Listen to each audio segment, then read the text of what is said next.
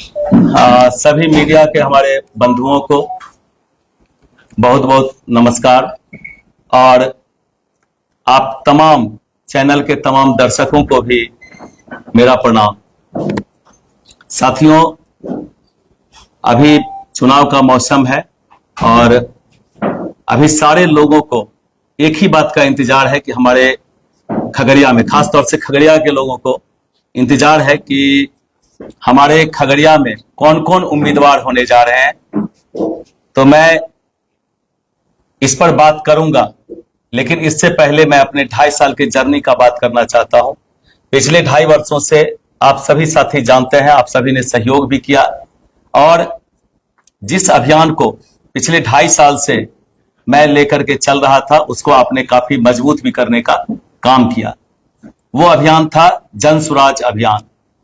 जन सुराज एक अभियान ही नहीं, एक कहिए कि आइडियोलॉजी था, जिस आइडियोलॉजी के साथ मैं पिछले 25 वर्षों से जिस तरीके से, जिस सिद्धांत से, जिन मुद्दों को लेकर मैं पिछले 25 वर्षों से काम कर रहा था, मुझे लगा कि कोई एक व्यक्ति है जो जाति, धर्म, सारे गलत चीजों को, तुष्टीकरण को छोड़ करके एक सही सोच, सही निष्कर्ष तक पहुंचाएगा। लेकिन और उस अभियान को मैंने पिछले 2.5 वर्षों से पूरे तन, मन और धन से, जिसका गवाह आप लोग भी हैं, मैं पूरे तन, मन और धन से उसको सींचने का काम किया। उसको पूरे बिहार स्तर तक पहुंचाने का पूरा प्रयास किया। जितना मुझे भगवान ने क्षमता दिया है, उस क्षमता का प्रयोग मैंने उस अभियान को आगे बढ़ाने में किया। लेकिन जिस विश्वास के साथ मैं जुड़ा था कि पिछले 25 वर्षों से शिक्षा के क्षेत्र में, खेल के क्षेत्र में, समाज सेवा के क्षेत्र में मैं एक जिला लेवल पर काम कर रहा हूं, भ्रष्टाचार के खिलाफ पिछले 25 वर्षों से पूरे मजबूती के साथ मैं पिछले 25 वर्षों से लड़ रहा हूं, तो मुझे लगा कि एक व्यक्ति है जो प्रशांत किशोर जी के रूप में, जो पूरे बिहार में उस मजबूती के साथ उस अभियान को आगे बढ़ाएंगे। इसीलिए उस अभियान में मैंने अपना मजबूती से कंधा लगाया था।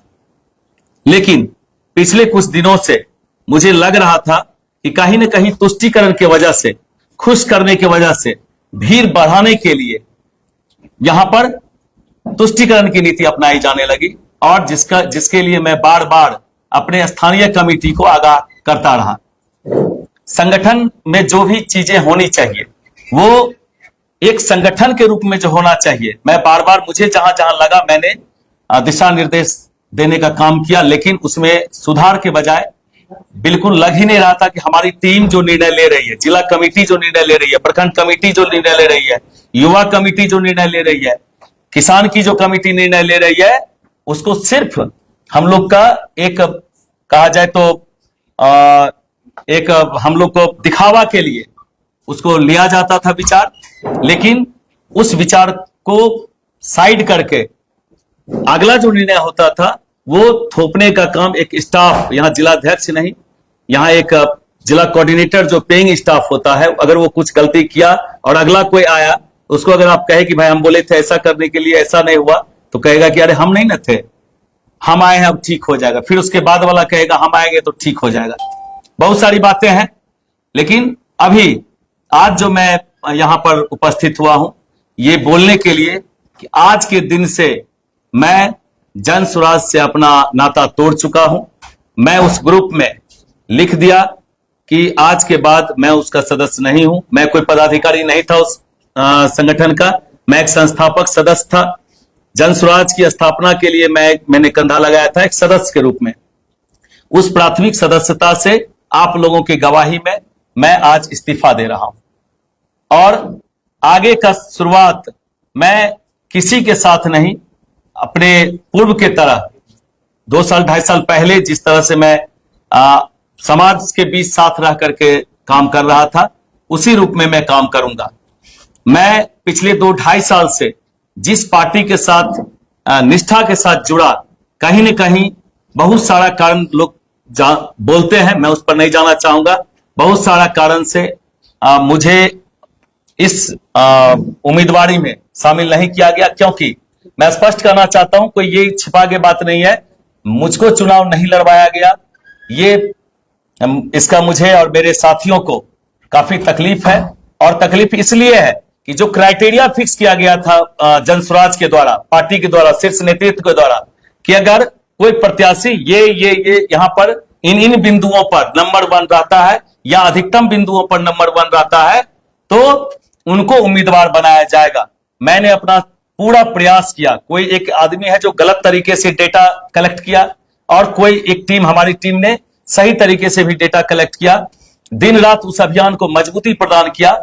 जहां कोई एक आदमी, बहुत सारे अभी उम्मीदवार बनाए गए हैं जो जनसुराज के कार्यक्रम में अकेला अपना शरीर लेकर के आते थे, वहां मेरे 100 200 साथी रह करके यहाँ के कार्यक्रम को सफल बनाने का काम करते थे।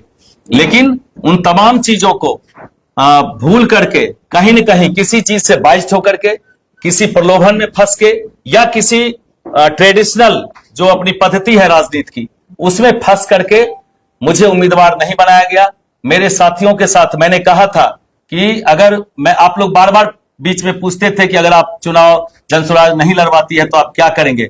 मैं लगातार आपको यही कहता था कि अगर जनसुराज मुझे चुनाव नहीं लड़वाएगी तो मैं अभी कुछ नहीं बोलूंगा, मैं अपने साथियों के साथ निर्णय ले लूंगा।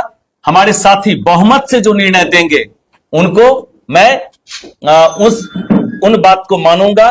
तो मैंने पिछले 4 दिनों से, आप में से बहुत सारे साथी बार बार आके बोलते थे कि आपके अगला स्टेप आपका क्या होगा, आप क्या करने जा रहे हैं, लेकिन मैंने आपके बीच आने से मना कर दिया था, इसलिए कि मेरे साथ जो जुड़े हुए हैं, जहां तक प्रयास हुआ, चूंकि समय कम है, बहुत सारे साथी से हम सुझाव नहीं ले पाए, लेकिन बहुत सारे अपने साथियों से मैंने सुझाव लिया, और उस सुझाव में लगभग जो कहा जाए कि सोशल मीडिया के माध्यम से आप लोगों का भी कुछ व्यूज देख करके, आप लोग का कमेंट देख करके, आप लोग का पोस्ट का लाइक देख करके मैंने, और व्यक्तिगत रूप से मैन टू मैन मिल करके भी, छोटी छोटी बैठक रख करके भी, और एक बड़ा बैठक जिसमें कि लगभग मैंने 500-600 लोगों को आमंत्रित किया था, और लगभग 200 लोग वहां उपस्थित भी हुए थे। और इतने लोगों का कुल मिलाकर के 1500-1700 लोगों से इन 3-4 दिनों में, और लोगों से लेना चाहिए था, लेकिन बहुत सारे साथी से इतने कम समय में मिलना संभव नहीं है, चूंकि 17 तारीख तक ही चुनाव में दिया गया है समय आने का। तो मैंने प्रयास किया कि ज्यादा से ज्यादा अपने लोगों से सुझाव लूं, ग्रुप पर लिख करके हो, फेसबुक पर लिख करके हो, आपके कमेंट को देख करके हो, या बैठक करके हो, या व्यक्तिगत रूप से मिल करके हो। लगभग 1700 लोगों से मैंने सुझाव लिया, और 1700 हमारे लोगों में से लगभग 1650 लोगों ने, आपका 1-2 साथियों का मैंने देखा था जब पोस्ट किए थे कि टिकट इनको मिला, तो उसमें 500-500 600 कमेंट आ रहा था। तो 600 कमेंट में से 550 लोगों ने गलत निर्णय बताया, 650 लोगों ने गलत निर्णय बताया। वो आप लोग देख रहे होंगे अपने अपने उस पोस्ट के कमेंट में, तो उसको भी मैं वॉच कर रहा था। और हमारे कुछ साथियों ने पोस्ट किया था कि मनीष कुमार सिंह को निर्दलीय लड़ना चाहिए कि नहीं लड़ना चाहिए, तो उसमें भी मैंने देखा हजारों की संख्या में अलग अलग पोस्ट का जब मैं कमेंट को जोड़ रहा था, तो 2000, 3000, 4000 लोगों ने स्पष्ट अपनी राय दी कि हर हाल में मनीष कुमार सिंह को निर्दलीय मैदान में आना चाहिए। इसी को देख करके मैंने व्यक्तिगत रूप से, छोटे समूह के रूप में, और एक बड़ा बैठक करके हमने सुझाव लिया, और सुझाव में तकों ने पूरा छोड़ दिया जाए तो 9995 लोगों ने कहा कि मैं सिर्फ ये आपको सहमति ही नहीं देता हूं कि आप चुनाव लड़िए, बल्कि आप मजबूती से चुनाव लड़िए। मेरा जो अगला 15-20 दिन का समय होगा, वो पूरा का पूरा समय अपना काम छोड़ करके मैं आपके साथ रहूंगा। और चूंकि मैं पिछले 8-10 वर्षों से लगातार, चाहे चुनाव लड़ने की बात हो, चाहे समाज सेवा में लगातार बने रहने की बात हो, चाहे मेरे साथ जो भी साजिशें रची गई, उन तमाम कारणों से मेरी आर्थिक स्थिति उतनी अच्छी नहीं थी। तो मैंने यह भी सुझाव लिया था कि अगर मैं चुनाव लड़ता हूं तो मेरे पास पैसा नहीं है। तो हमारे साथियों ने कहा, जो भी बैठक में थे, उन्होंने कहा कि आप उसकी भी चिंता ना करें, हम चंदा भी करेंगे, हम व्यक्तिगत भी सहयोग देंगे, आपको चुनाव लड़ना है। तो जब आम सहमति बनी कि चुनाव लड़ना है, अर्थ से, तन से, मन से, धन से, उन्होंने आश्वासन दिया, उन्होंने कहा कि आप खाता खुलवाइए। मैं खाता भी खुलवा लिया हूं, जिसको मैं अगर क्या मतलब नॉमिनेशन करवाऊंगा तो नॉमिनेशन के बाद उसको उस खाता संख्या को जारी करूंगा और लोगों से अपील करूंगा कि आप ऐसे नेता जनप्रतिनिधि को चुनिए जिससे आपको पैसा लेना नहीं पड़े, जिसको आप अपने खर्चे से चुनाव लड़वाइए, और ताकि आपको फिर कहने का मौका नहीं मिले, आप अपने दम पर जितवाइए और अपने लिए उसको काम करवाइए। किसी पार्टी का काम करने के लिए उसको मत कहिए। अक्सर देखा गया है कि सभी पार्टियों के जो भी अभी प्रत्याशी आ रहे हैं मैदान में, उनको आम लोगों से कोई मतलब नहीं है। आम लोगों से कोई मतलब नहीं है। वो लगातार पार्टी की परिक्रमा करते हैं, नेताओं की परिक्रमा करते हैं, और उन नेताओं की परिक्रमा के दम पर वो टिकट लेकर के आते हैं और जाति और धार्मिक उन्माद को फैला करके वोट लेने का काम करते हैं। उन लोगों से मैं अपील करना चाहता हूं कि आप उन जातीय जो गठबंधन है, अभी जो चुनाव का अभी 6 महीना बचा है, तो आपके बीच बहुत सारे मसीहा आ रहे हैं, लेकिन आपको याद करना होगा, 1 साल पहले आप जब याद करते हैं तो कौन आपके सामने आते हैं? 2 साल पहले जब याद करते थे तो आपके लिए कौन खड़ा रहता था हॉस्पिटल थाना में? आपके लिए वर्षों से कौन संघर्ष किया है? इसको आप याद करिए। जनता, मैंने जिस प्रकार से 2-2.5 साल जन स्वराज के लिए तन मन धन लगाया, उसी प्रकार से मैं पिछले 25 वर्षों से मैं जनता के लिए, खगड़िया वासियों के लिए अपना सर्वस्व न्यौछावर किया। अगर 2.5 साल मेहनत के उपरांत मुझे टिकट नहीं मिलने का हमारे खगड़िया वासियों को दुख है, तो उनको यह भी ज्ञात होना चाहिए कि अगर उनका 25 साल सेवा किए हैं तो वो अगर हमको समर्थन नहीं करेंगे, वो अपना टिकट नहीं देंगे, तो कितना दुख होगा। इसलिए उस 2.5 साल के परिश्रम को भूल जाएं जो हमने जन स्वराज के लिए दिया। उस परिश्रम को याद करें जो मैंने 25 वर्षों से जनता की सेवा के लिए दिया। अपने शिक्षक साथियों की लड़ाई के लिए 1500 रुपया और 11 महीना की नौकरी को हमने आज 50,000 रुपया, और 60 साल की नौकरी करने में मेरे ऊपर 10-10 मुकदमा हुआ। कई बार जेल जाना पड़ा। अपने छात्रों की पढ़ाई, खगड़िया के छात्रों की पढ़ाई ठीक से चले, इसके लिए मैंने दर्जनों बार आंदोलन किए, जेल जाना पड़ा। मुझे मेरे समाज के ऊपर, चाहे धार्मिक, वो दुर्गा पूजा के विसर्जन में गलत तरीके से पीट करके लड़कों को बंद कर दिया गया, उसके लिए मैंने अपनी गिरफ्तारी दी कि तुम या तो उनको छोड़ा जाए या तो मुझे अरेस्ट किया जाए। मुझे एक दिन में अरेस्ट करके 3-3 मुकदमा किया गया। मैंने समाज के लिए संघर्ष किया। खाद की कालाबाजारी हो रही थी, मैंने रेक पॉइंट और रेल को जाम कर दिया, उसमें मेरे ऊपर मुकदमा हुआ। ये जो 20-20, 15-15 मुकदमा हुआ, जिसमें कि 10-12 मुकदमा धीरे धीरे फॉल्स होने की वजह से मेरे ऊपर से खत्म हो गया। अभी भी 10-12 मुकदमा मेरे ऊपर चल रहे हैं। तो इतना मुकदमा चलता है, मैं तारीख करता हूं, जेल जाता हूं, किन्हीं जनता ने आज तक, मैं भगवान का आशीर्वाद है कि मुझको आपसे मांगने का नौबत नहीं आया। लेकिन अगर चाहते हैं कि खगड़िया की शिक्षा व्यवस्था, खगड़िया में चंबू शीतल विद्यालय आजादी के पहले का विद्यालय है, 100 साल होने चला है, 100 साल में आज तक उसका बाउंड्री वॉल और बिल्डिंग नहीं हुआ, जिसमें 1000 से ज्यादा छात्र हैं। मथार का सड़क नहीं बना, आज कटाव हो रहा है। एक बार भी कोई अपर लेवल के जनप्रतिनिधि आवाज उठाने का काम नहीं करते हैं। ये जो तमाम समस्याएं हैं जिसके लिए लड़ते हुए हमारे ऊपर बहुत सारे मुकदमे हुए। हमारे खिलाड़ियों के लिए हमने अनशन आंदोलन किया, उसके लिए मुकदमा हुआ।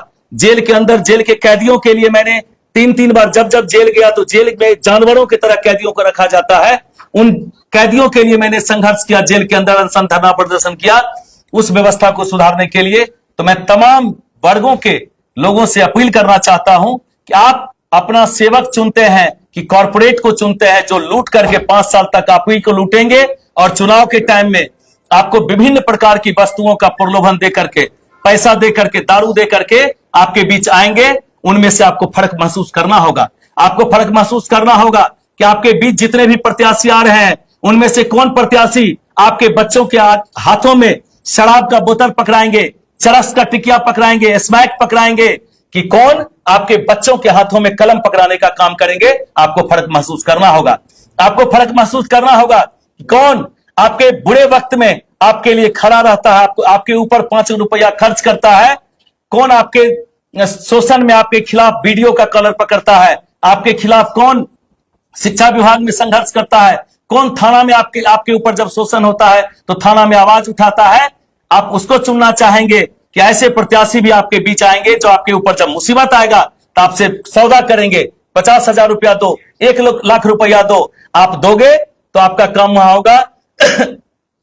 उसमें से कुछ वो रखेंगे और कुछ थाना को, ब्लॉक को और तमाम पदाधिकारी कर्मचारी को पहुंचाएंगे। म्यूटेशन के नाम पर, जमीन के नाम पर दलाली दुनिया भर का हो रहा है, जिसमें कि उनका म्यूटेशन के लिए आपका 5,000 से लेकर 2-2 लाख रुपया कर्मचारी से लिया जाता है। सीओ को शिकायत करिए, सीओ नहीं सुनेंगे। सीओ की शिकायत एसडीओ, डीएम को करिए, कोई सुनने वाले नहीं है। हमारे अभी स्थानीय डीएम साहब हैं, आप फोन करके देखिए, फोन तक नहीं उठाते हैं, रिप्लाई नहीं करते हैं। एक जनप्रतिनिधि, एक समाज सेवी का अगर नहीं उठाते हैं तो आम लोगों का क्या हाल होगा। मैं आप लोगों के माध्यम से मीडिया को ये बताना, ये खगड़िया वासियों को ये बताना चाहता हूं कि यदि निर्दलीय के रूप में मुझे मौका देंगे तो मुझे किसी भी पार्टी के लिए मुंह नहीं देखना पड़ेगा। यहां पर कोई भी सत्तारूढ़ दल के नेता, मंत्री, वहां उसके प्रशासन कितना भी गलती करते रह जाते हैं, लेकिन उसके विधायक कुछ नहीं बोलते हैं, उसके सांसद कुछ नहीं बोलते हैं कि हम अपने सरकार के खिलाफ क्यों बोलें। लेकिन आप अगर हमको निर्दलीय जिता करके भेजते हैं तो हमको किसी भी सरकार से, किसी भी मंत्री से डरने की जरूरत नहीं है। आपका साथ होगा तो मैं आपको 3 वायदा करना चाहता हूं, इसके बाद आपके सवाल पर मैं आऊंगा। 3 वायदा मैं करना चाहता हूं। पहला यह कि खगड़िया विधानसभा के अंदर जितना भी विद्यालय होगा वो प्राथमिकता के आधार पर, चूंकि हाई स्कूल के अध्यक्ष विधायक जी होते हैं, तो जितने भी हाई स्कूल हैं उसकी व्यवस्था सुदृढ़ की जाएगी। आपको जो भी उसका इंफ्रास्ट्रक्चर हो, चाहे उसका जो रूटीन हो, उसमें जो बेस्ट से बेस्ट हो सकेगा, उसके लिए आपको चिंता करने की जरूरत नहीं पड़ेगी। दूसरा कि आपके बच्चों को, आपको अगर गलत इसमें फंसाया जाता है, अगर ये ताकत आप हमको देते हैं कि आपको गलत केस में फंसाया जाता है, क्योंकि मैं भुक्तभोगी हूं, मुझे 2-2 गलत केस में फंसाया गया और पुलिस ने मेरे साथ न्याय नहीं किया, प्रशासन ने मेरे साथ न्याय नहीं किया, सरकार में बैठे मंत्री विधायक ने मेरे साथ न्याय नहीं किया। मैं अब जनता की अदालत में आ रहा हूं, देखता हूं कि जनता मेरे साथ न्याय करती है कि नहीं। अगर आप मेरे साथ न्याय करेंगे, जिता करके लाएंगे, तो मैं ये भी वादा करता हूं, अगर आपके ऊपर झूठा मुकदमा होता, आप आके मुझे कहते हैं कि मुझे झूठा फंसाया जा रहा है, तो मैं अपनी टीम के द्वारा पहले सच्चाई का पता करूंगा। अगर आप सच रहेंगे तो मैं आपको वादा करता हूं कि अगर थाना प्रभारी आपको गलत फंसाने का काम करेगा तो उस थाना प्रभारी को थाने में रहने नहीं दिया जाएगा। उसके बाद आपका कोई कर्मचारी हो, कोई सीओ हो, कोई बीडीओ हो, कोई क्लर्क हो, आपका शोषण करेगा, आपका साथ मिलेगा, आप हमको अगर ताकत देते हैं, उसको कॉलर पकड़ के खींच के बाहर करेंगे, आपके साथ आपका शोषण अगर करेगा तो आप मुझे अगर जिता करके भेजते हैं, निर्दलीय अपनी ताकत देके भेजते हैं, आपकी ताकत से उसको हम खींच करके बाहर लाने का काम करेंगे। तो ये 3 काम जो है, क्लर्कियल स्तर का जो प्रॉब्लम है, चूंकि आप बहुत बड़ा सरकार हम नहीं हो जाएंगे, लेकिन क्लर्कियल स्तर का जो समस्या है, आपको जो ऑफिस में बार बार दौड़ाया जाता है कर्मचारियों के द्वारा, और सीओ तक का मैं बात कर रहा हूं कि आपको दौड़ाया जाता है, उस समस्या को नहीं रहने दिया जाएगा। दूसरा कि थाना में आपके ऊपर अगर गलत अत्याचार किया जाएगा तो थानेदार को वहां नहीं रहने दिया जाएगा। और तीसरा, खगड़िया विधानसभा की शिक्षा व्यवस्था को पूरी तरह से सुदृढ़ किया जाएगा। उसके इंफ्रास्ट्रक्चर को मेरी पहली प्राथमिकता होगी। नाला कल बनेगा, परसों बनेगा, लेकिन जितना हाई स्कूल है उसकी व्यवस्था पूरे के पूरे सुदृढ़ कर दिया जाएगा, क्योंकि उसके अध्यक्ष विधायक होते हैं, उनको किसी से पूछने की जरूरत नहीं है। अब आप अपना सवाल कर सकते हैं मुझसे। सर, ये सवाल है कि आप कई दफा आप कहते नजर आए हैं कि आपकी विचारधारा और प्रशांत किशोर जी की विचारधारा मिलती जुलती है, लेकिन क्या वजह रही जिस वजह से आपको टिकट नहीं मिल पाया? क्या ऐसी मापदंड थी जिसको आप फुलफिल नहीं कर पाए? मैंने वहां के सारे निर्देश को पूरी तरह से फुलफिल किया। यहां तक कि अभी पीएलसी कार्ड बनाया जा रहा था, बहुत सारे लोग फॉल्स घर में बैठ करके पीएलसी बना रहे थे, गलत नाम, गलत नंबर, गलत मोबाइल नंबर डाल करके, आधार नंबर, और मेरे लड़के गांव गांव घूम करके बना रहे थे। मैंने उसमें भी ग्रुप में लिखा था, भैया पढ़े होंगे कि ग्रुप में लिखा था कि गलत फर्जरी तरीके से बनाया जा रहा है, इसकी जांच कर ली जाए, लेकिन वो भी नहीं किया गया। और उसके बावजूद भी मैंने तमाम चीजों को फुलफिल किया, लेकिन उसके बाद भी किस तरह क्यों किया गया है, इसका जवाब तो वही बता सकते हैं। सर, लगातार आप पर अपराधी होने का आरोप लगाकर केस किया जा रहा है, दर्ज किया जा रहा है, तो कैसे जनता को भरोसा दिलाएंगे कि आप अपराधी नहीं है, या आने वाले समय में आपकी प्रवृत्ति उस पर बढ़ेगी? देखिए, अपराधी आरोप लगाना और सही होना खगड़िया की जनता जानती है कि वो सही है कि गलत है। मैं जिस समय अलौली वाला केस, आपराधिक केस मेरे ऊपर हुआ, आंदोलन का केस तो मेरे ऊपर है, मैं वहां हूं, मैंने जनता के लिए आवाज उठाया और वो गलत है सही है, गलत तरीके से किया, मैंने कानून से बाहर जाकर के किया, वो प्रशासन तय करे, क्योंकि प्रशासन जब केस करती है तो उसको हटाती नहीं है।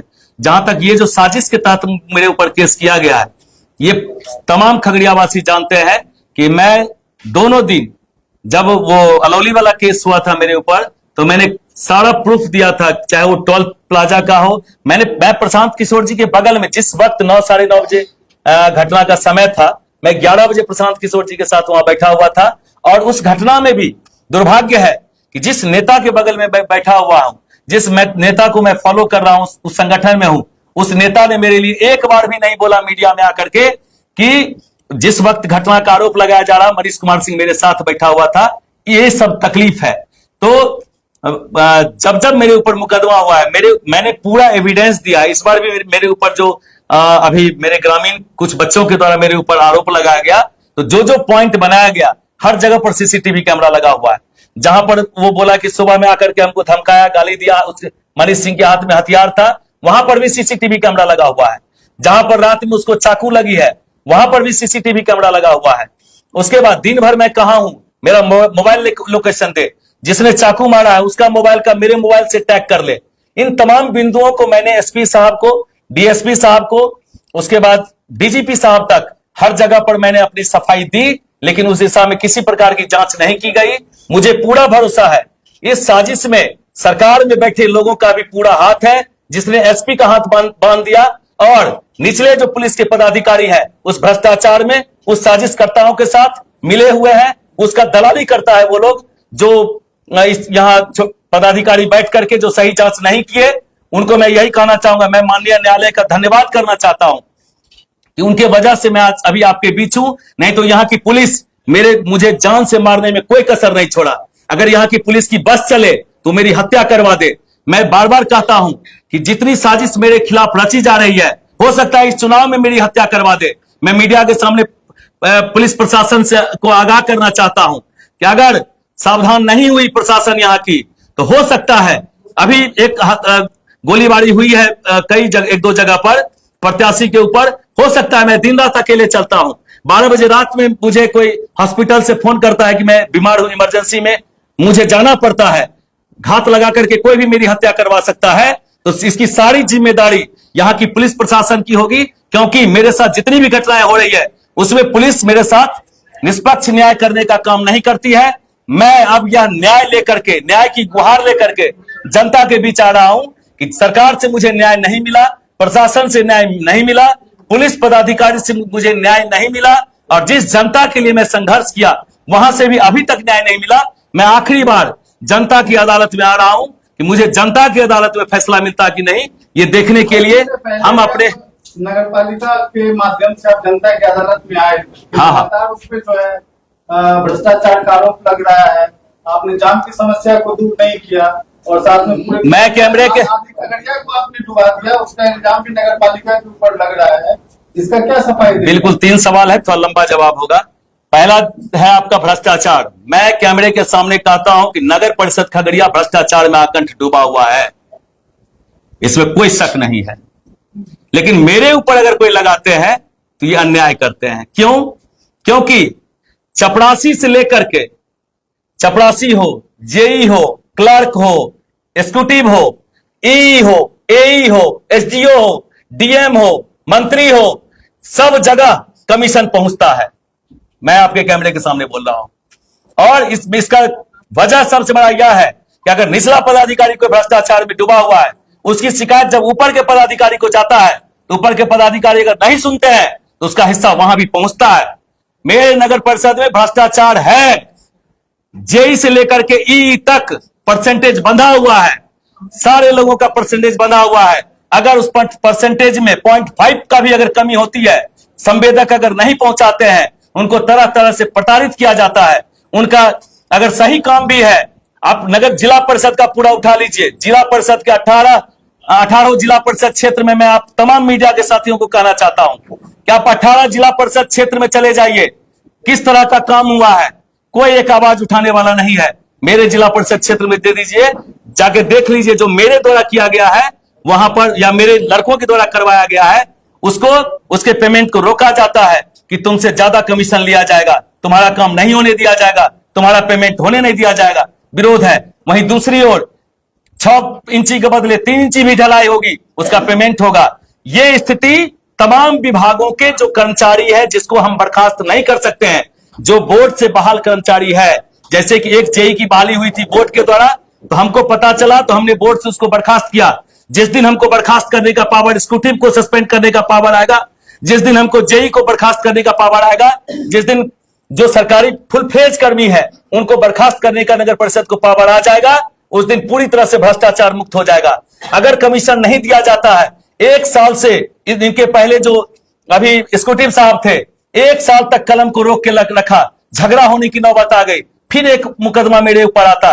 बाकी कुछ लोग जाकर के, साहब भैया लोग जाकर के बीच बचाव किए, तो लास्ट मोमेंट में उन्होंने कलम चलाया। 1 साल से नगर परिषद के काम को रोक करके रखा, सिर्फ कमीशन खोरी के चक्कर में, सिर्फ विरोधियों के कहने पर कि इसका काम नहीं बढ़ने दीजिए। सरकार में जो बैठे लोग हैं, जिनका सत्तारूढ़ दल के जो नेता है, वो लोग जाकर के इसको टीम के ऊपर दबाव डालते हैं, किसी तरह से काम को बाधित करिए, किसी तरह से काम को रोकिए। पुलिस को कहा जाता है किसी तरह से इसको जेल भेजिए। ये सरकार पूरी की पूरी तरह, और सरकार का पूरा तंत्र पूरा का पूरा तरह भ्रष्टाचार में आकंठ डूबा हुआ है। जहां तक बात है जाम का समस्या के लिए नगर परिषद जिम्मेदार नहीं है, वो पूरा का पूरा डीएम साहब जिम्मेदार हैं। डीएम साहब एक दिन चाह लिए तो पूरा खाली हो गया, और मैं 20 दिन पूर्व के डीएम साहब को भी और उनके पूर्व के डीएम साहब को भी कई बार जाकर के आवेदन दिया, लेकिन उन्होंने उस तरफ कान भी पर जू तक नहीं रहेगा उनके ऊपर। तीसरा सवाल था आपका बाढ़ पानी। ये आपदा है, पूरे भारत में ये आपदा की घड़ी है, संसाधन सीमित है, लेकिन जब आप तुलना के पिछले 5-7 वर्षों में, आप सब भी इसके गवाह हैं कि इतनी बारिश कभी नहीं हुई। एक बार खाली किया गया, फिर दोबारा बारिश हो गई तीसरे ही दिन। इसमें कोई भी आदमी, प्राकृतिक आपदा, पूरा पंजाब डूबा हुआ है, बेगूसराय डूबा हुआ है, पटना डूबा हुआ है, सारा जितना भी शहर है डूबा हुआ है। और वैसे भी हमारा खगड़िया जो है, जो नगर परिषद क्षेत्र है, वो लो लैंड है।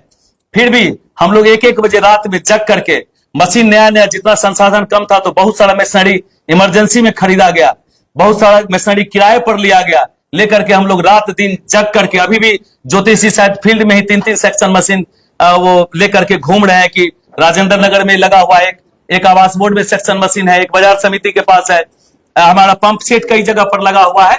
तो प्रयास में कोई कमी नहीं है, आपको प्रयास देखना होगा। हम भगवान नहीं है कि एक बार, और जो ड्रेनेज सिस्टम है, ड्रेनेज सिस्टम का प्रस्ताव जा चुका है, उसका टेंडर होना है, वो जब हो जाए तो हो जाएगा। उसी प्रकार से आपका ये पीडब्ल्यूडी के द्वारा वो रोड बनाया जा रहा है, इसमें डीएम साहब और पीडब्ल्यूडी के एग्जीक्यूटिव साहब अगर चाहेंगे तो हमारे खगड़िया वासी को स्टेशन रोड बहुत जल्द मिलेगा। हाँ, उसको सजाने के लिए हम लोगों ने कई सौ लाइट्स जो है, कई 70-80 हाई मास्क लाइट, कैमरा, ये सारा प्रस्ताव लिया हुआ है। सिर्फ एग्जीक्यूटिव के नेग्लिजेंसी की वजह से हम लोग उसको आगे नहीं बढ़ा पाए हैं। बहुत जल्द आपको, हमको लगता है कि दिसंबर-जनवरी तक में बहुत कुछ आपको बदलाव दिखेगा। सर, आपके बदला जनसुराज ने जयंती पटेल को तरजीह दी है, तो ऐसी क्या आप में कमी थी और उसकी ऐसी क्या खासियत है जिनके कारण जनसुराज ने उन्हें चुना है? देखिए, मेरे में क्या कमी थी और उनमें क्या अच्छाई थी, देखे वो तो उनका नजरिया, उनसे आप सवाल कर सकते हैं। मैं तो यहाँ इतना ही कहूंगा कि वो अभी नई आई थी और अलग अलग वजह लोगों के द्वारा बताया जा रहा है, उन वजहों पर मैंने जाना चाहूंगा। उनको मिला है, उनको बहुत बहुत बधाई, वो बहुत मजबूती से लड़े समाज के लिए, मुझको कोई दिक्कत नहीं है, उनको शुभकामना है। अच्छा, लेकिन जो भी लोग आपके भरोसे जनसुराज में जुड़े हैं, उन लोगों के लिए क्या कुछ मैसेज रहेगा? देखिए, अगर मेरे भरोसे जुड़े हैं जो लोग, तो लगातार हमसे संपर्क कर रहे हैं, वो लोग लगातार बोल रहे हैं कि मैं भी अब जनसुराज में नहीं हूं, मैं आपके वजह से था, आपके साथ हूं। तो वैसे लोग हैं, और जिनको लगता है कि जनसुराज उनके फ्यूचर के लिए अच्छा हो सकता है, उनको जनता का आशीर्वाद मिला और मनीष सिंह विधायक बन गए, जरूरत पड़ा तो किस पार्टी को समर्थन? मैं जिस प्रकार से 1500-1700 लोगों का, जो मेरे शुभचिंतक हैं, जो मेरे साथ दिन रात चलते हैं, जिस प्रकार से उनकी राय लेकर के मैं चुनाव मैदान में आ रहा हूं, उसी प्रकार से जीतने के बाद मैं तमाम लोगों के साथ बैठूंगा। और बहुमत की जो राय आएगी, बहुमत मतलब कम से कम 70%, इन्हें की 51%। मैं अभी चुनाव में भी आ रहा हूं, पहले ही बोल दिया था कि 70% लोग हाँ कहेंगे तभी मैं चुनाव में उतरूंगा, 51 के कहने पर नहीं, 70 के कहने पर। लेकिन इसमें 99 से ज्यादा प्रतिशत, 99.5% लोगों ने मुझे आने को कहा, इसी प्रकार से मैं एक बार बैठूंगा, अगर जीत दिलाती है जनता, बहुमत जहां कहेगी, ज्यादा लोग जहां राय होगी, क्योंकि मुझको किसी पार्टी से कोई आपत्ति नहीं है, मुझे किसी पार्टी से कोई गुरेज नहीं, मुझको भाजपा भी अच्छा लगता है, पार्टी का जब सिद्धांत देखिएगा सभी अच्छा होता है, लेकिन व्यक्ति अच्छे या बुरे होते हैं। मुझको जो व्यक्ति अच्छे लगे थे वो अपनी अच्छाई को कहीं न कहीं तुष्टिकरण में अपनी अच्छाई को नहीं बचा पाए, उन्होंने समझौता कर लिया गलत लोगों से, इसलिए मैं बाहर हूं।